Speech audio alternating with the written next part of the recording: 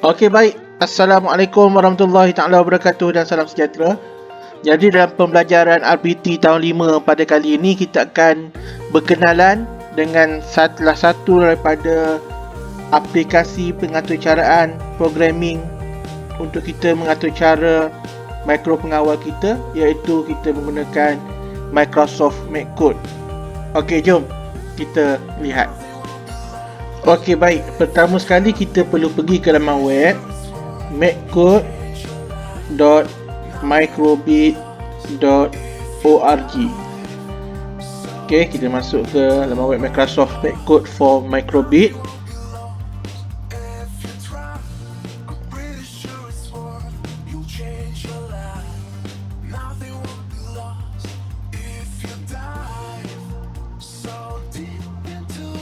Dan inilah paparan hadapan untuk laman web Microsoft MacCode ini.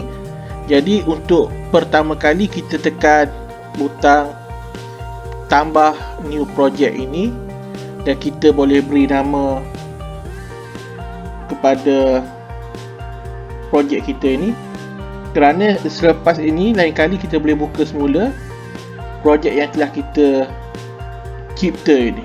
Okay, contoh kita tulis pengenalan contoh projek ini. Kemudian kita tekan butang create.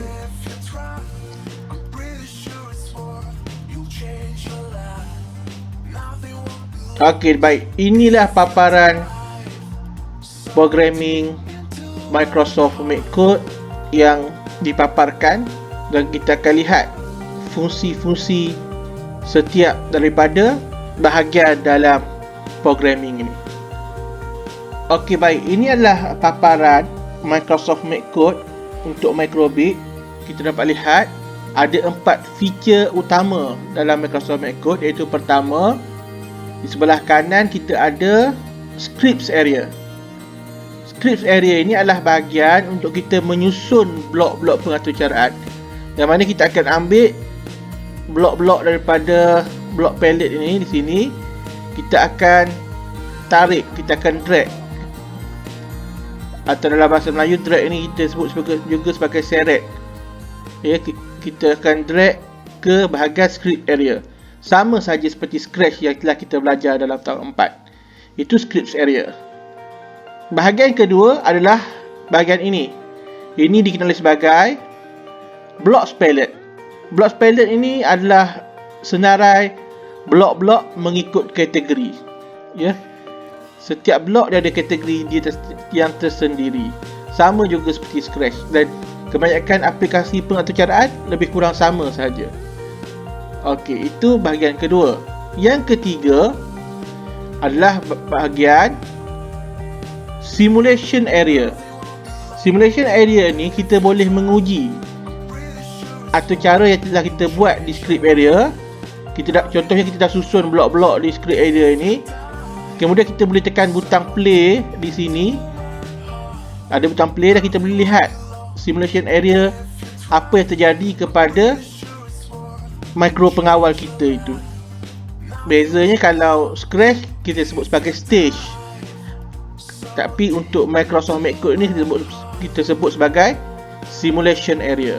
Itu bahagian yang ketiga. Feature keempat adalah download. Download ini penting kerana kita download, kita memuat turun dan kita boleh memindahkan atau cara yang kita telah buat ke chip mikro pengawal.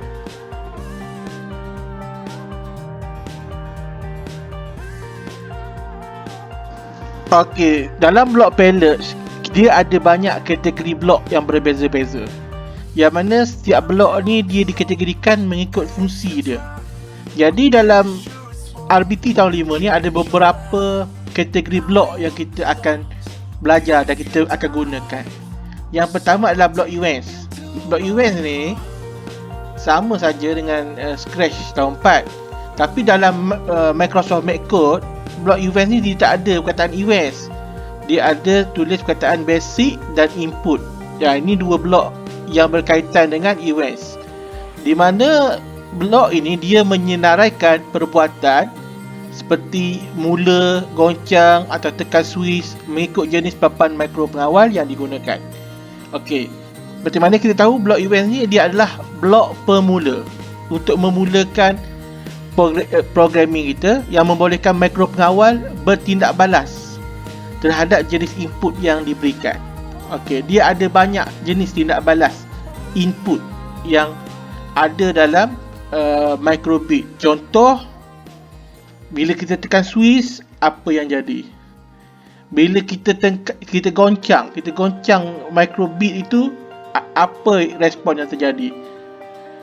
Bila dia dengar bunyi, apa yang terjadi? Bila dia menerima sentuhan, apa yang jadi? Itu semua boleh diinputkan, disetting dalam microbit. Itu adalah blok pemula, events dalam MacCode. Yang kedua adalah blok jenis controlling. Yang mana dalam RBT tahun 589 ni kita dah belajar tentang struktur kawalan. Yang mana control ni ada 3 jenis, iaitu sequence, jujukan, pilihan, kawalan pilihan dan kawalan ulangan. Jadi ketiga-tiga jenis control ini dia boleh diatur carakan, dia boleh dikodingkan melalui kategori blok control ini. Okey, itu blok control. Yang ketiga, ini yang paling penting dalam projek kita, projek falas keselamatan, iaitu blok pins. Pins ini dia berfungsi untuk menentukan kawalan pada pin. Apa benda yang pin ini? Pin baju ke apa? Iaitu pin ini dia sama ada dia boleh memberi arahan atau dia menerima arahan, sensing. Okey, kalau kita lihat dalam buku teks ditulis menyarankan kawalan pada pin papan mikropengawal untuk melakukan sesuatu arahan. Okey, kita akan lihat apa itu pin. Okey, ini adalah microbit. Kalau kita perhatikan pada permukaan microbit tu, di bawah tu sebenarnya dia ada lubang. Dia ada macam lubang 1, 2, 3, 4, 5 lubang kecil. Dan lubang ini sebenarnya adalah pin. Kita kenali lubang itu sebagai pin. Okey, pin itu dia ada nombor 0, pin 0, P0, pin 1, pin 2, dan dia ada pin untuk power supply yang sambung kepada bateri, iaitu 3V ini adalah bateri lah. Itu adalah pin dalam microbit. Okey, jadi apa fungsi pin ini? Pin ini kita akan sambungkan guna klip wire klip wire ni kita sambungkan kepada komponen-komponen elektronik yang lain. Contoh dalam gambar ni kita sambung kepada servo motor. Ia ni servo motor di mana pin 0, P0 dia disambungkan ke servo motor. Jadi bila kita buat programming pin kita adalah pada P0. Kalau dalam ni kita programmingkan pada P1, tak ada apa-apa yang terjadi sebab servo motor ini disambung kepada P0. Jadi sebab itu dalam projek itu nanti kita ada sambungan kepada LED, kepada servo motor, kepada buzzer. Jadi setiap ini dia ada pin-pin yang berbeza. Jadi setiap pin dia ada arahan yang berbeza. Itulah maksud kegunaan pin. Yang mana pin ni dia boleh memberi arahan, maksudnya memberi arahan kepada komponen elektronik, dan dia juga boleh menerima arahan daripada komponen elektronik. Tetapi dalam RBT tahun 5 kita hanya belajar pin memberi arahan. Okey. Dan yang keempat ada block operator.